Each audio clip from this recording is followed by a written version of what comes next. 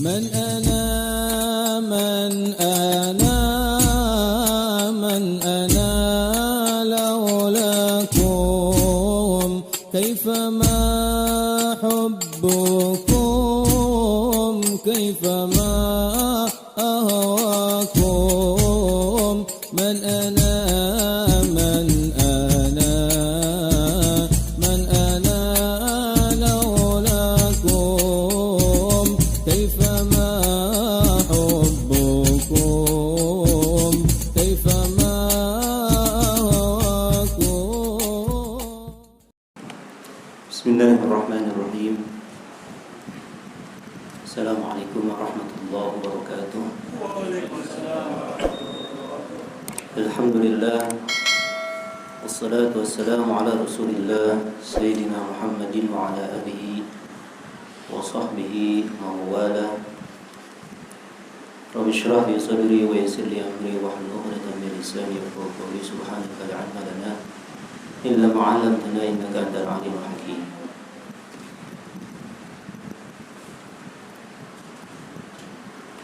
قال المصنف حفظه الله ونفعنا به وبعلومه في الدارين آمين.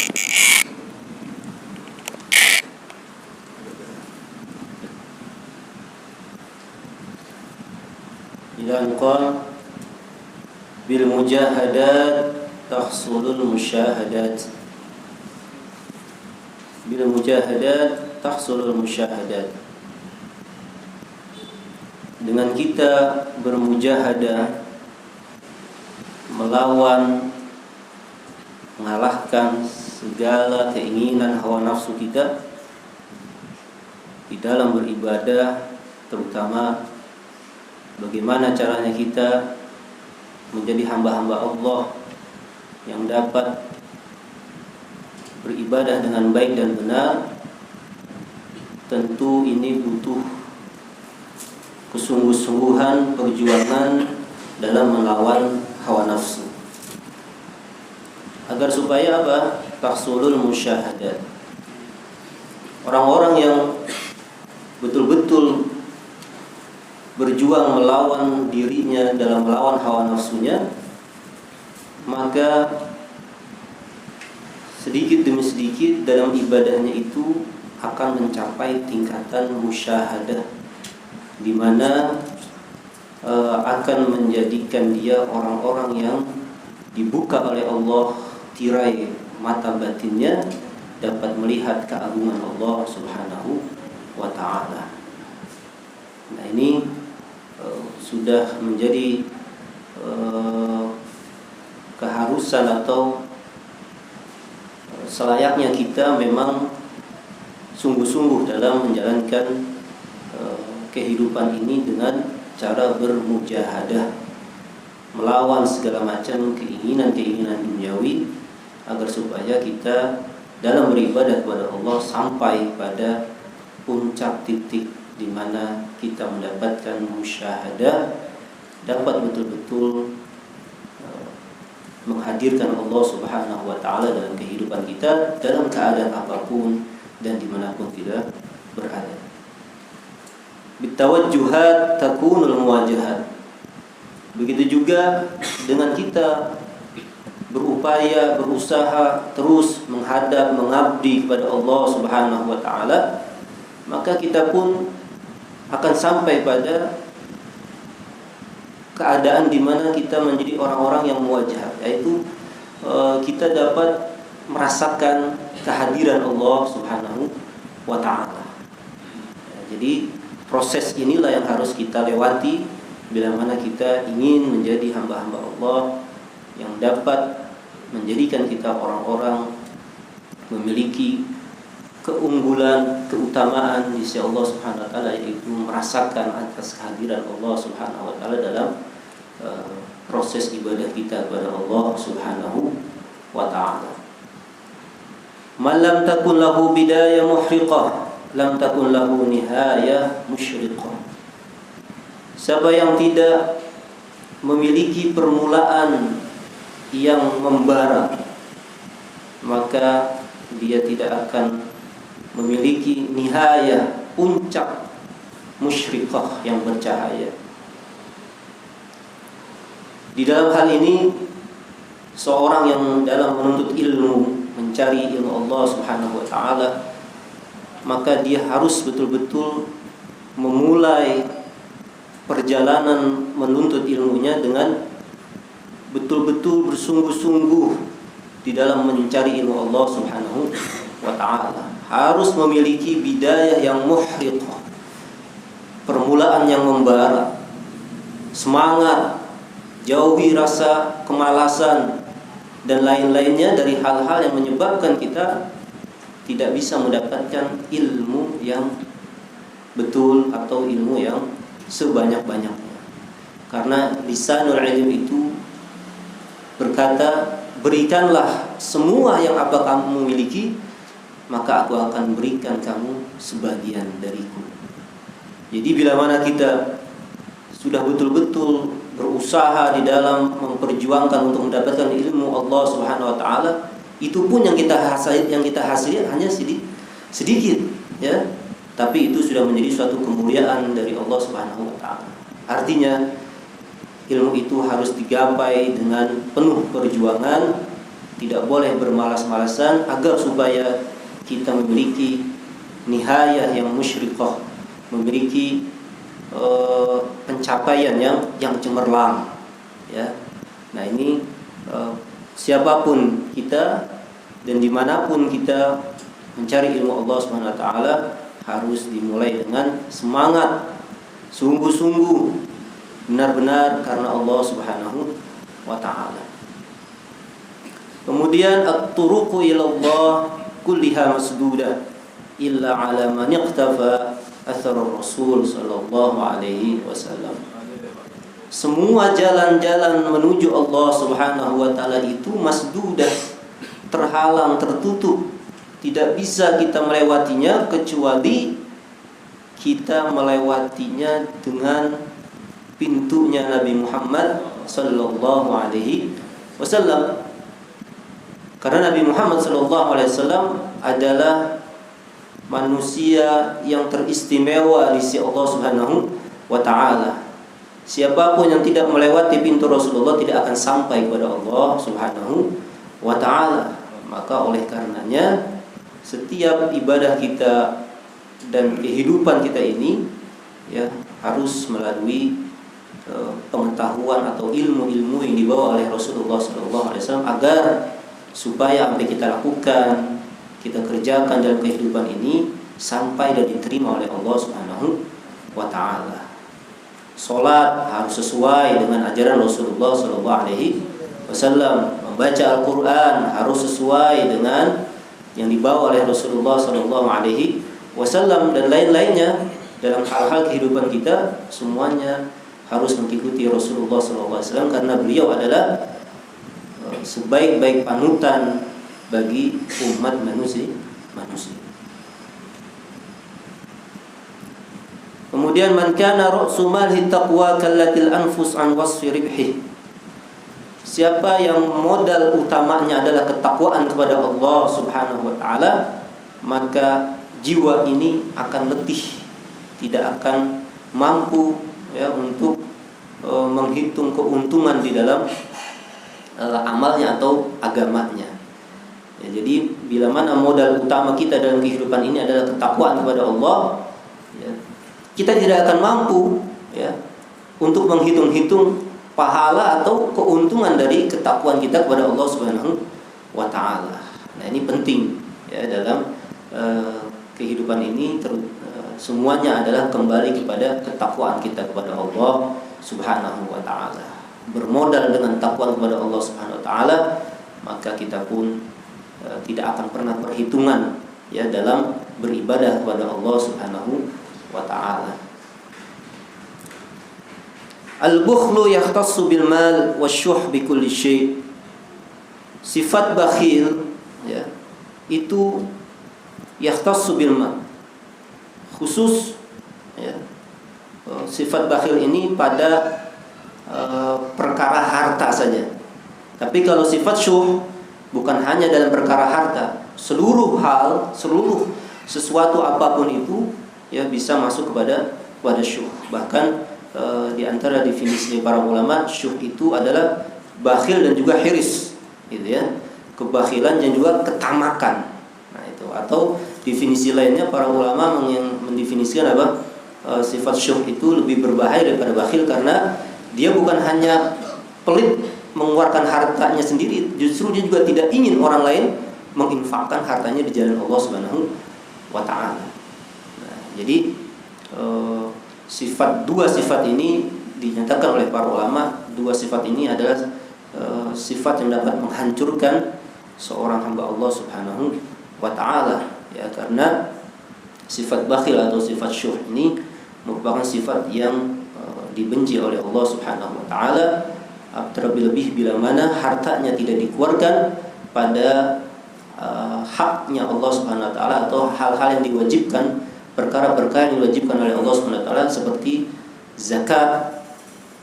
Karena Allah Subhanahu wa taala telah memberikan peringatan bagi mereka-mereka yang tidak mau mengeluarkan hartanya di jalan Allah Subhanahu wa taala, wala yahsabanna alladziina yabkhuluna bima aataahumullahu min fadlihi huwa khairan lahum bal huwa syarrul lahum sayatawaquna ma bakhilu bihi yaumil qiyamah walillahi mirathus samawati wal ardi wallahu bima ya'maluna khabir. Allah nyatakan dan Allah telah memberikan penjelasan kepada kita bahwasanya orang-orang yang tidak mau mengeluarkan apa yang telah Allah berikan kepada mereka dari fadlnya Allah, dari karunia-Nya Allah Subhanahu wa taala, mereka mengira itu adalah satu kebaikan untuk mereka. Justru kata Allah itu adalah satu keburukan untuk mereka. Karena harta yang ditahan, yang tidak dikeluarkan untuk Allah Subhanahu wa taala, nanti kata Allah akan menjelma harta itu, ya, akan menjelma menjadi makhluk, ya, yang akan menyiksa orang tersebut.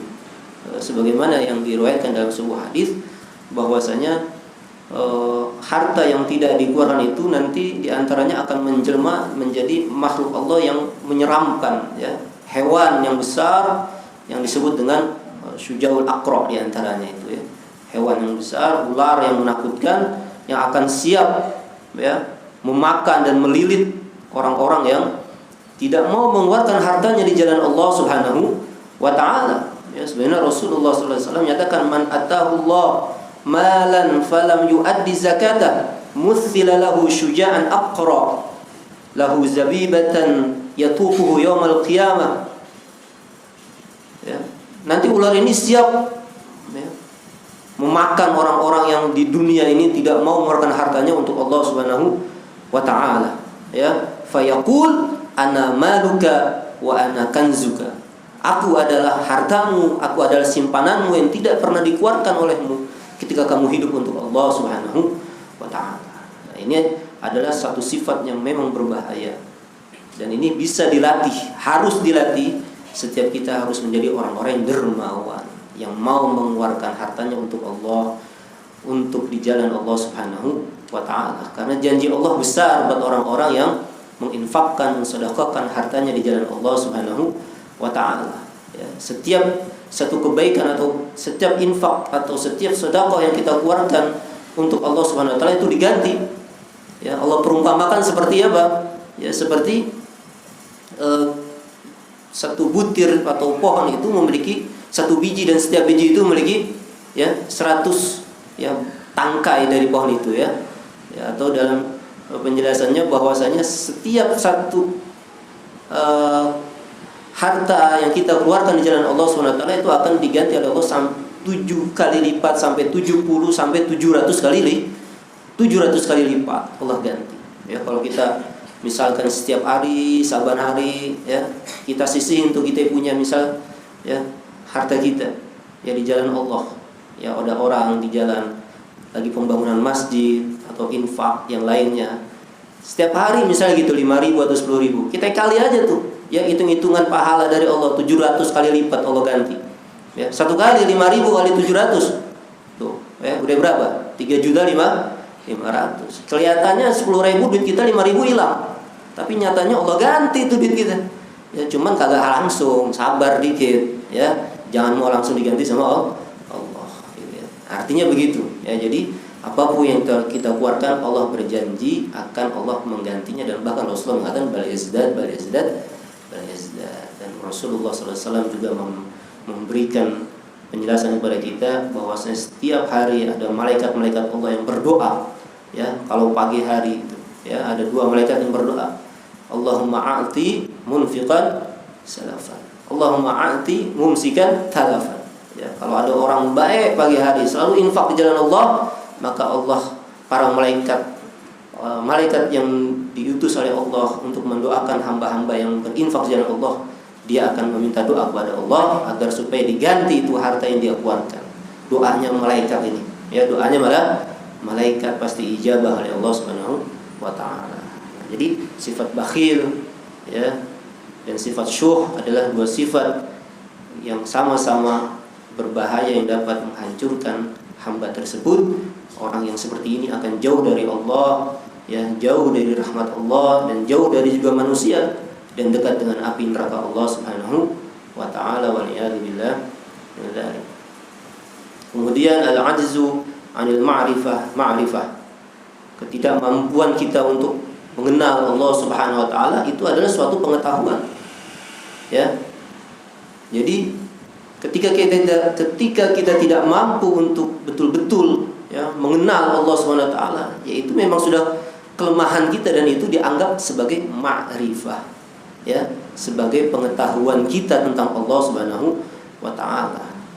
Tidak bisa kita sedalamnya atau sepenuhnya mengenal Allah Subhanahu wa taala ya. Dan bahkan tidak boleh kita berbicara tentang ya bagaimana itu Allah Subhanahu wa taala ya, dilarang ya. Kita hanya boleh berbicara tentang bagaimana kekuasaan, kebesaran akan ciptaan Allah Subhanahu wa ta'ala. Al-'azzu 'anil ma'rifah. Al-'azzu 'anil syukri syukrun. Begitu juga ketidakmampuan kita untuk betul-betul mensyukuri nikmat Allah yang begitu banyak. Itu adalah puncak rasa syukur kita kepada Allah Subhanahu wa ta'ala. Karena nikmat Allah banyak. Wa in ta'uddu nikmatallahi la tuhsuha. Enggak bakal mampu kita sepenuhnya mensyukuri nikmat Allah. Kita cuma bisa subhanaka la nuhsi tsana'an 'alaika anta kama athnaita 'ala nafsik.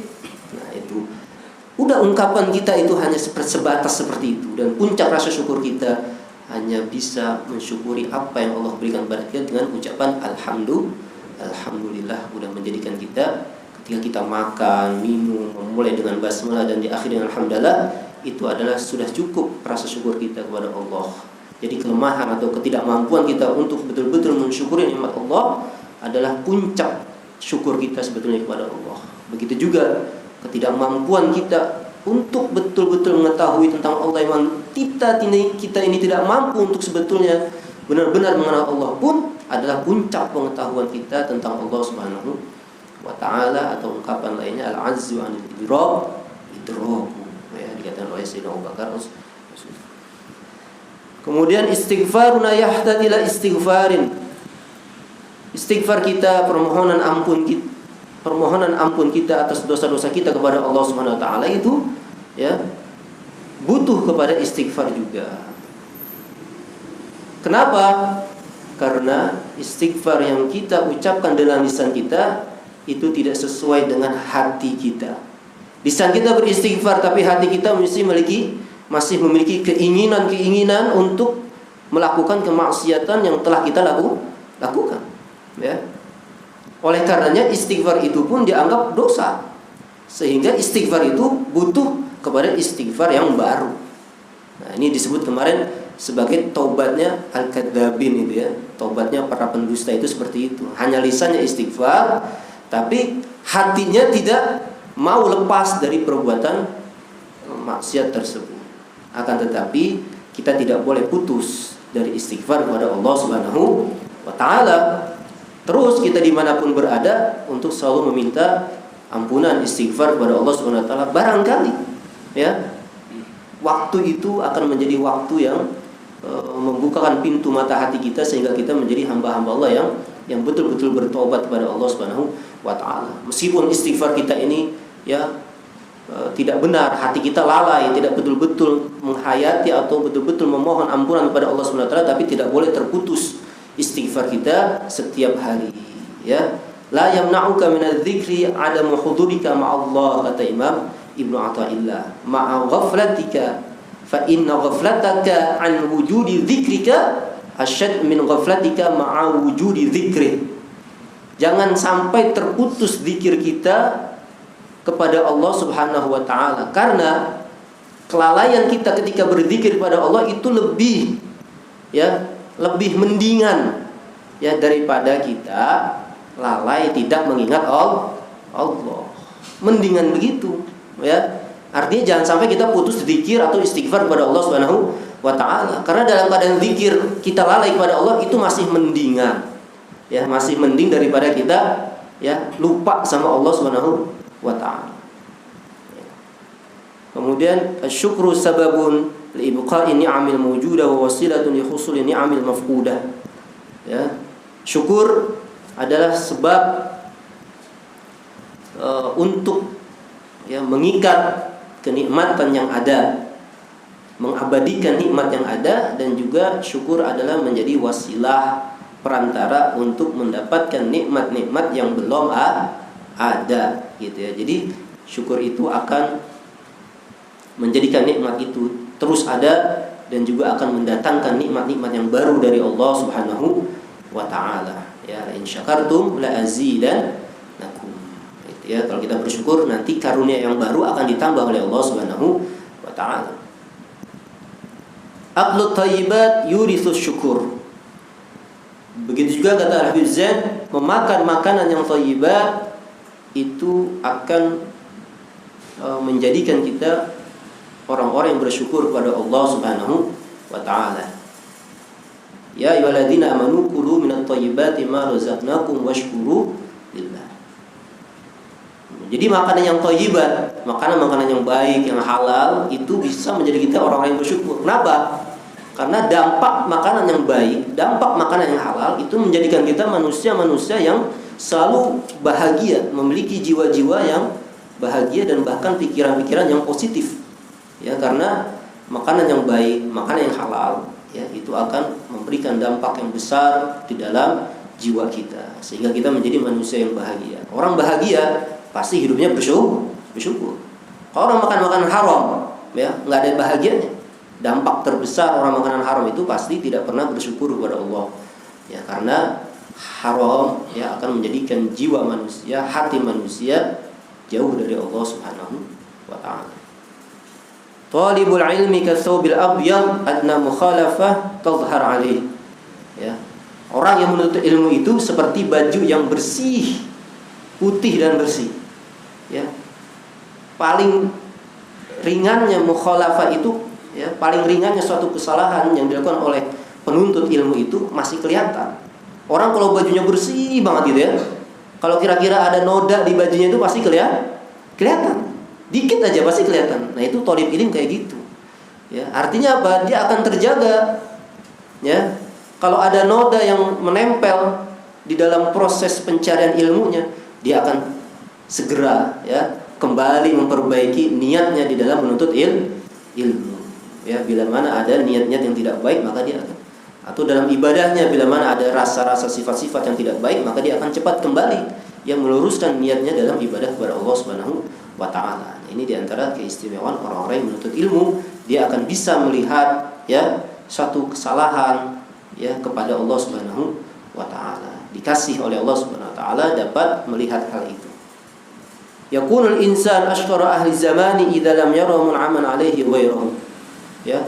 Orang itu akan menjadi orang yang paling bersyukur bila mana dia tidak melihat yang memberikan nikmatnya itu selain Allah Subhanahu wa taala. Ya, jadi kalau kita hanya melihat nikmat ini adalah datang dari Allah Subhanahu wa taala, maka kita akan menjadi hamba Allah yang paling bersyukur kepada Allah Subhanahu wa taala. Al khairu kullu fi syarhi sadr. Ya, hidup lebih enak, hidup lebih baik, ya, hati, karena hatinya apa? Lapang, bersih, ya, semuanya dianggap baik-baik gitu ya. Kecuali ada hal-hal yang memang menjadikan hati kita sempit, ya, kita selalu memohon kepada Allah Subhanahu wa taala itu, ya, agar supaya diberikan hati yang luas, hati yang lapang. Ya, sebagaimana Rasulullah juga, alam nashrah laka sadrak, kata Allah Subhanahu wa ta'ala. Jadi hati yang lapang itu memberikan kehidupan yang baik. Jadi manusia yang baik adalah memiliki hati-hati yang bersih dan lapang dari segala hal-hal yang dapat menjadikan dia rusaknya hati, gitu ya, atau menjadikan rusaknya hati itu bisa menjadikan orang yang menjadi orang-orang yang jauh ya dari kehidupan yang baik.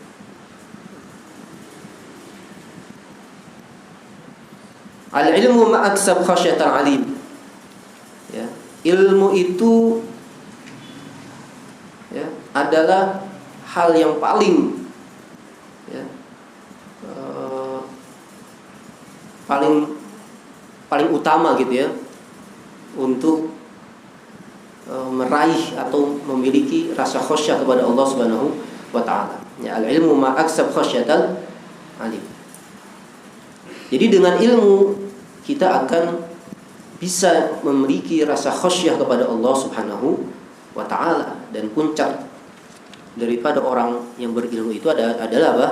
Al-khasyah, ya, rasa takut kepada Allah Subhanahu wa taala. Jadi kalau orang memiliki ilmu, ya, insyaallah ya akan ada rasa takut kepada Allah Subhanahu wa taala. Al-ilmu ma'aksab khasyatal alim.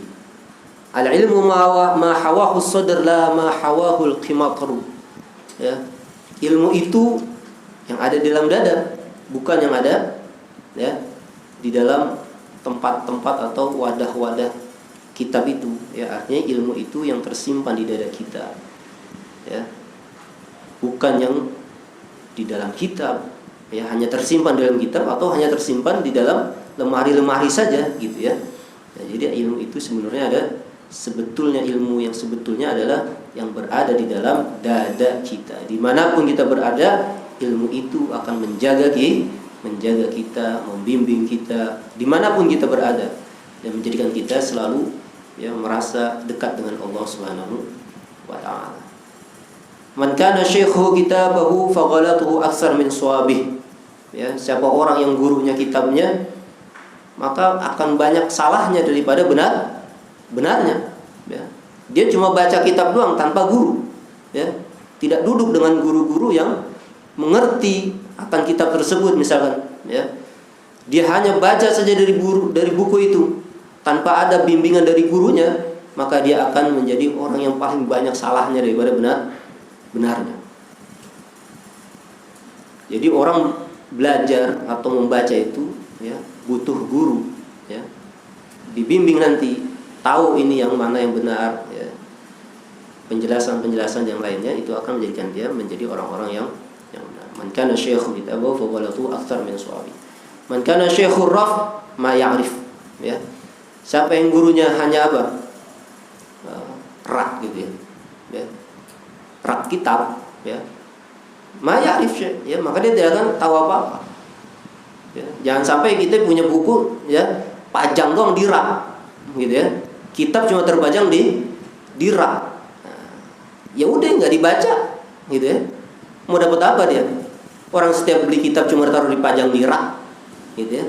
Man kana syaikhu raf ma ya'rif gitu ya. Jadi nggak tahu apa-apa. Ya, jadi harus gitu ya. Kalau kita beli apa-apa itu ya, dipesan oleh para guru kita itu, kalau kita beli kitab, baca. Yang kita beli itu kita baca gitu ya. Jangan sampai kagak dibaca. Man sabaqa 'atishan bil hamdi waqahu Allah wa ja'al khasirah. Siapa orang yang lebih dahulu ya mengucapkan hamdalah ketika orang bersin, ya, maka dia akan dijaga oleh Allah dari penyakit khasirah, ya. Pinggang ini khasirah. Baik. Ini ilaj ya, ini pengobatan. Ya, pengobatan ini di antara pengobatan auja, ya, nyeri-nyeri gitu ya. Ada nyeri pinggang, bahkan disebutkan dalam Al-Anwarul Lami'ah itu pengobatan di antara yang nyeri-nyeri itu nyeri gigi, nyeri badan. Itu memang di antaranya ini. Kalau ada orang bersin, dia belum mengucap alhamdulillah, kita suruh dia mengucap alhamdulillah. Qul hamdalah, ya, qul hamdulillah, maka dia apa? Akan terselamati itu dari penyakit ini. Bahkan hilang tuh ya nyeri-nyeri badannya tuh. Ya subhanallah, ini obat ya obat dari keterangan dari para ulama-ulama kita. Gitu. Jadi siapa orang yang mendahului orang yang bersin dengan mengucap hamdalah, maka dia akan dijaga oleh Allah dari segala macam nyeri-nyeri badan, ya, nyeri-nyeri badan tuh. Jadi antaranya itu auja, ya, asin atau yang lainnya gigi dan sebagainya, itu disebutkan dalam kitab juga Al-Anwarul Al-Lamiyah. An-niyatu wal himma kal janahaini li talibil ilmi. Faman kanat lahu niyyah wa laysat ladayhi himmah aw kana ladayhi himmah wa laysat ladayhi niyyah la yasil ila maqsudihi. Niat dan himmah itu ya seperti dua sayap untuk seorang yang menuntut ilmu.